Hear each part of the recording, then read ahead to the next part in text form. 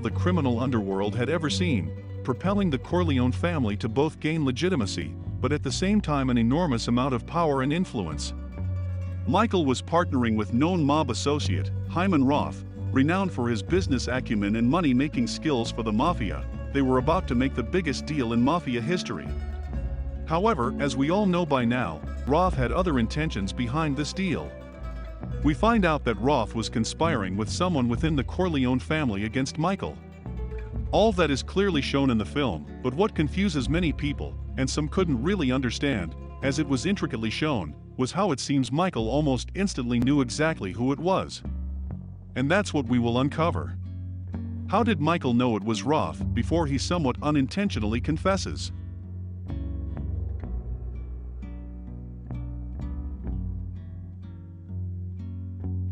Born as Hyman Sochowski, Hyman spent his early life in Hell's Kitchen, New York. In the early 1920s, while working as a car mechanic, he was noticed by Peter Clemenza for his skills, so Clemenza introduced him to Vito Corleone to have him work for them. But how did he get the name Hyman Roth? Clemenza hated Hyman's name and wanted to call him Johnny Lips, but thanks to Vito, who probably disliked that name even more, wanted to give him a better name, and so asked him who was his biggest inspiration. Sochowski told him Arnold Rothstein. Arnold Rothstein. I like that. Allora. And we call you Hyman Rothstein. Roth worked diligently for the Corleone family during Prohibition, and was a close friend and ally of Mo Green, the creator of Las Vegas. Under Don Corleone, Roth worked closely with the Corleone family, and got his start through running molasses out of Havana when you were a baby. The trucks owned by your father. Oh, my father did business with Hyman Roth. He respected him. Even though Don Vito and Roth had a decent relationship, it is suggested, however, that Vito never fully trusted Roth or his associates, including Johnny Ola. Your father did business with Hyman Roth. Your father respected Hyman Roth. But your father never trusted Hyman Roth or his Sicilian messenger boy, Johnny Ola. Pick up of 2 by Holden, 2nd and 8 for SC, and the ball is after Trojan, 38. Mr. Roth? Roth relied on very few men and very few under his control over the years. This helped him keep under the radar of the authorities for many years, allowing to continuously expand his power and influence. Roth himself had little in the way of fighting power. He was shrewd enough to use his partners to provide him with all the muscle he needed. His ability to generate such enormous profits for him and his partners gave him immense influence and a sort of political invincibility in the underworld. Nearly all of Roth's most bitter rivals realized he was far too valuable an asset to lose, and his partners were determined to protect their moneymaker at all costs, even if they distrusted or disliked him. The only one left, because he always made money for his partners. By the late 1950s, Roth was based in a very quiet neighborhood in Miami, as a middle-class man with his wife Marcia hiding the fact he is a multi-millionaire and one of the most powerful and influential figures in the criminal underworld, with contacts in very high places. Hello, Mike. Welcome to Las Vegas. At this time, Micheal had completely moved the family business to Nevada and had began rebranding the family image. Micheal was now in his mid-30s, named Clemenza as consigliere and head of the family's New York operations. Clemenza later died of a supposed heart attack. No, there was no heart attack. And was replaced by longtime loyal family friend and soldier Frank Pentangili. Micheal was now firmly entrenched as the most powerful crime boss in the country, but this didn't fulfill his ambitions. Therefore steps up his efforts to finally accomplish his vision and ambition to make the Corleone Empire legitimate, fulfilling his promise to his family. 5 years, the Corleone family is going to be completely legitimate. Trust me. However, he finds that it isn't as easy or simple as he had once thought. He begins working out a deal with a well-known mob associate, Hyman Roth. However, Micheal was looking into taking over the casino business in Las Vegas. They were about to become rivals. But they both decided it was in their interest to work together, and so Roth agreed to allow Micheal to take a cut from the casinos without getting in his way. But I've been instructed to tell you that if you move Klingman out, Our friend in Miami will go along. But as well taking over a few major casinos in Vegas, Michael's business dealings were about to get even more in depth with Roth. Michael travels to Cuba to forge a major deal with Hyman Roth and his associates with the Cuban government. This historic deal would propel the Corleone family and all participants into a new level, opening completely new opportunities they could have only dreamed of. The deal was that the Cuban government allow them to conduct their operations in Cuba freely without any interference from the government authorities, giving them complete freedom from any laws or regulations they would have to face in the United States. In return, they are to provide generous payments to the President Batista. This would involve some of the biggest and most powerful individuals and organizations in the criminal underworld, all carving up a piece of this insanely profitable venture, while allowing them to coexist and work together rather than just fighting. You know how your car insurance rates just kind of creep up every year? Totally, but I never do anything because One thing I learned from Bob was to try to think as people around you think. Now, on that basis, anything's possible. After the attempt on Michael's life, that he very narrowly managed to survive, Michael now must uncover who was behind the attempt. He had to question the loyalty of everyone around him. Although it would be impossible to instantly know who was responsible, he knew someone within the family was involved. Unless I'm very wrong, they're dead already. They're killed by somebody close to us.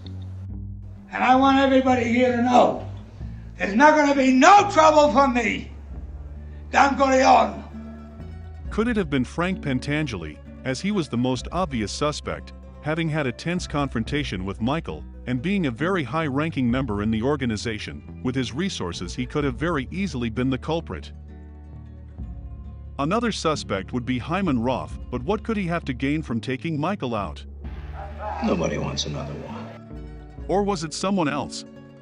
Was there someone else in the family coordinating the elimination? So despite his numerous suspicions, Michael didn't really know for certain who it was, and so had to continue to play along to lure out the real culprit. You see, all our people are businessmen. Their loyalty is based on that. Thankfully, there was one person whom Michael could with complete certainty rule out as the traitor, and that person was Tom Hagen. It's because I admire you, and I love you, that I kept things secret from you. That's why at this moment you're the only one I can completely trust. Since Michael from the very start left Tom out this deal, he knew outsiders wouldn't bother try to have Tom turn on Michael and the family.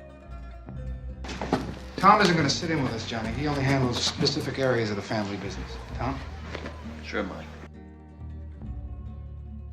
After the attempt, Michael travels to Miami to finally meet with Hyman Roth for the first time. They discuss the incident, and Michael convinces Roth that he had absolutely zero suspicions of him being involved, and plays along the idea that it was all Pentangeli's doing. Important thing is that nothing interfere with our plans for the future. Yours and mine. Nothing is more important. Roth plays along, acting like he is genuinely concerned. He plays the role of being the old, but wise mentor Michael needs to accomplish something he never could have dreamed of. At this point, it's not quite clear if Michael was completely certain Roth was guilty or not just from this meeting, but what is clear is that his suspicion of Roth's involvement was definite and now the person he suspected the most. This cemented his suspicion before even traveling to meet him in Miami. But what prevented Michael from being completely certain was Roth's motives. Especially that they were about to set up the biggest deal the criminal underworld had ever seen. Why would Roth want him dead? Therefore, Michael plays along to see what Roth was planning. What do you think Michael was thinking after speaking with Roth?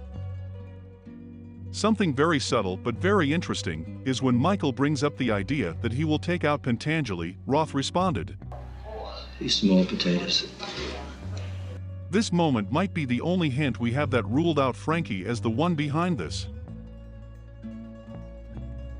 Even though, as we mentioned earlier, the most obvious suspect was Frank Pentangili.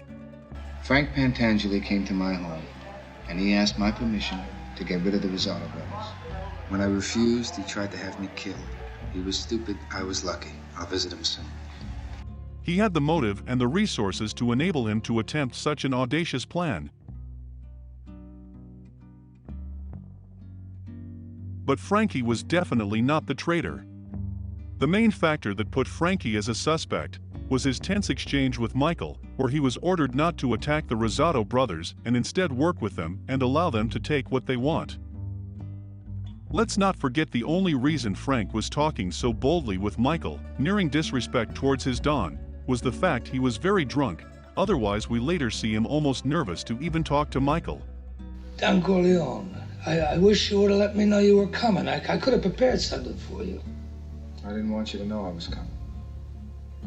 And so it dawned on Micheal that it couldn't have been Pentangili, as it wasn't in his nature, and he was an old-school mobster, growing up with the likes of Don Vito and Capo Peter Clemenza, where loyalty was held above all else.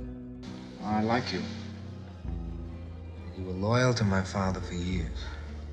Also, Frankie never showed any sign of betrayal. The furthest he would dare to go is probably disobey the Don, and there was a very slim chance of even that.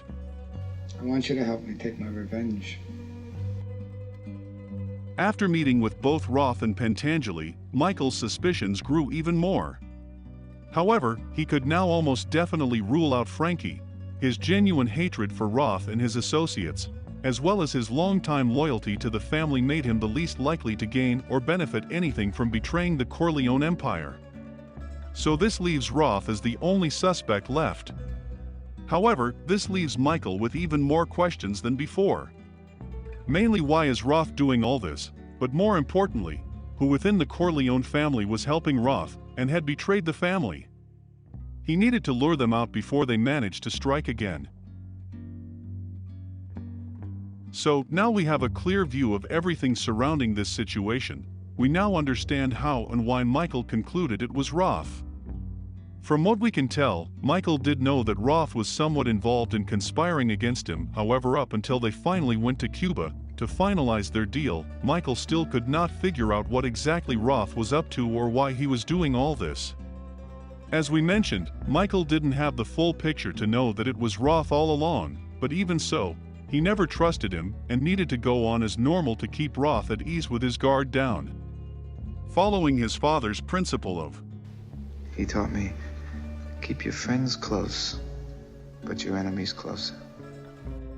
He needed to stay close to Roth, as it was the only way to uncover what he was scheming and lure out the traitor. Therefore, Micheal didn't know to what capacity Roth was involved. He could have been aiding someone trying to overthrow Micheal and take his place. As Micheal knows by now, Roth uses people as puppets, putting them up against each other, then when it's convenient he throws them away. But there is a specific moment we want to point out that could be the exact moment Michael's suspicions are confirmed. In Havana, Roth tells Micheal that his share of the money needed for the business venture did not arrive, therefore could ruin the entire deal. However, in his anger, Roth unintentionally loosens up the fake mentor persona he was playing, allowing Micheal to see his true nature. He finally understands that Roth was playing him the whole time. Roth only needed Micheal to put up the money and his connections into the deal. Once the deal is confirmed, he'll have no use for him, as Roth is the only official connection between the mob and the Cuban president. Also, given Roth's reputation as being treacherous, it was conceivable that this whole time he was just using Micheal for his own gain. Another key insight Micheal brilliantly uncovered while studying Roth was that the whole helpless wise old man persona was just an act. He realized Roth was delusional and still thought he could completely take over, believing he was going to live for many years to come. It was Roth all along.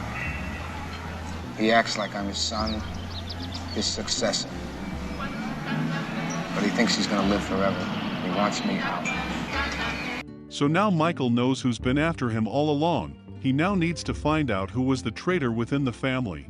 But even more importantly, why, and how did Roth manage to play such a brilliant deception on him without him realizing? Roth had orchestrated such an eloquent plan, cornering the most powerful criminal empire the world had ever seen. How was Micheal able to take on such a well-made trap?